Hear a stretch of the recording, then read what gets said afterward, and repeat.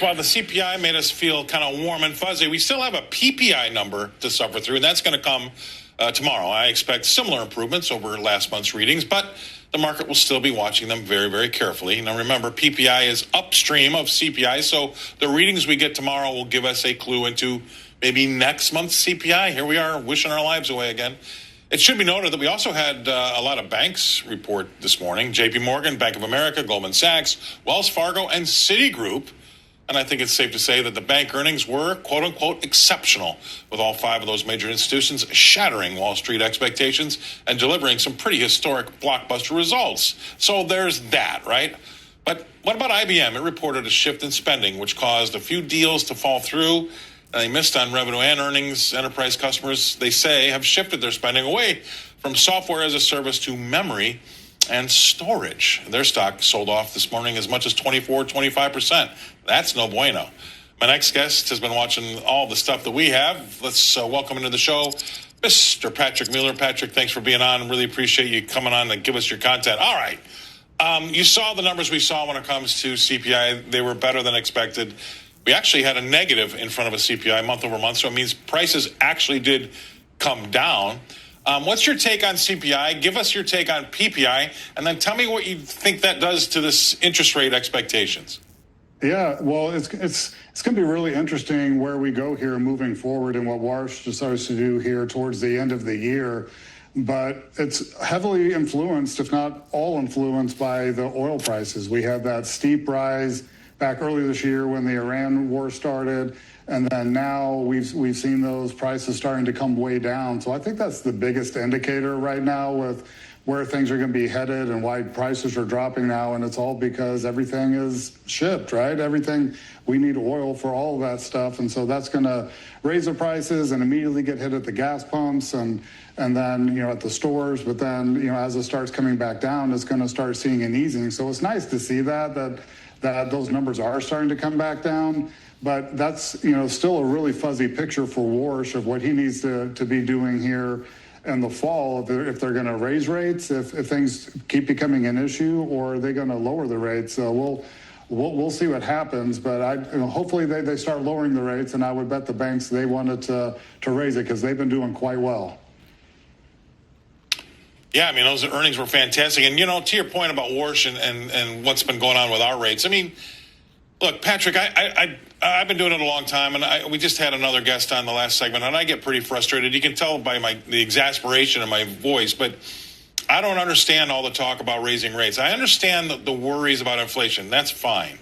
Mm-hmm. But if raising rates is going to bring down the price of oil, then do it. If raising rates is going to bring down the price of my food, then do it. If raising rates is going to help the housing market, then do it. But you know what? Raising rates hurts all of those things. And so if you're just going to be giving the market rhetoric and acting like you're trying to be responsible and pay respects to this inflation god, it still hurts people, because when we still have that 10-year yield, it went down to 451 earlier today. Now it's back up to 458, 459. When we hang around these levels, that's still hurting the average man on the street with his car loan that may reset or his credit card debt. Even not touching rates but talking them higher still hurts. Mm-hmm. I just wish we'd let it go for a little while here. We have an oil price spike that causes some problems. We'll get through it, and away we go. But in the meantime, I feel like we've got all these people in Washington that feel like they have to talk about it to act responsible, even though they're not going to do anything about it. But talking still hurts too. Absolutely. It's everybody's just trying to get, headlines and airspace and, moving forward. And it's like you said, at the end of the day, most of it's just junk, right? That you hear and see out there. Yes. So I don't think that they should be raising interest rates because, we work mainly with people who are retired or close to retiring.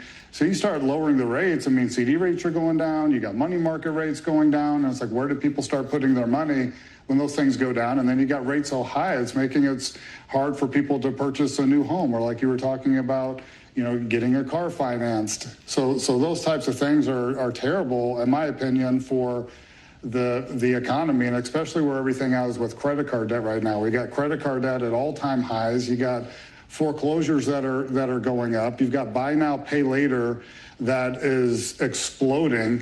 Financing your $14 Yes. burrito. So it's crazy. A lot of things that are happening. It's almost kind of like a tale of two cities of what the economy is showing and what's really happening with all this debt. And, it's really stemming over from the pandemic of, all the purchasing and overspending and everything when people were locked down during that period of time. And I think we're starting to seeing a lot of that pain coming to the surface. And hopefully we get a little bit of artificial intelligence thrown in there that can maybe take a little bit of that pain away. I mean, we've got fantastic earnings, and the earnings growth has been, unbelievable. I think our 7th quarter in a row at double-digit earnings, but they're not even just double-digit. We're talking in the 20s. That's been fantastic. I mean, and again, going back to the bank earnings that we got today, I mean, there are a lot of things to like about this economy. I just don't think that we need to be talking about raising rates just yet because we've had an oil price spike. So, I mean, you got about 60 seconds. Can you give me your overall take, the temperature of the economy and where you think we are? I mean, do you feel good about it? Are you worried about it? Where does Patrick stand when he's looking at the 30,000-foot view of this economy? Yeah, things are looking pretty good, I think. Earnings are good. I mean, always pay attention to the earnings. Like, what is really happening? Are these companies profitable? And that's where I'd be placing my money and making sure the companies are profitable, good earnings. So a lot of that's going well. The GDP is going good. So there's a lot of things that are happening right now, and it was nice to see a switch here over the last few months of you had basically 10 companies that were creating half of the growth of the entirety of the stock market, and now you're seeing a switch in that, and you got the Mag 7 that's down, negative for the year so far, but you've got small caps and mid-cap companies that are just starting to crush it and seeing a ton of growth. So I think that's a really positive sign when you see your small companies succeeding, because ultimately, to me, that's what is really holding the country together. So I think things are going well. I would just be very cautious to people who are overweighted in the tech sector and with AI whenever that starts slowing down, and there's going to be a pullback on that at some point. Yeah, there's going to be, a repricing, that's for sure. But it's all been fantastic and fun, and there's been a lot of news about it, and we're going to keep covering it on this show for sure. And we're going to keep covering it with you. We really appreciate you coming on, Patrick. Patrick Mueller with Bella Advisors. Thank you very much for being on the show.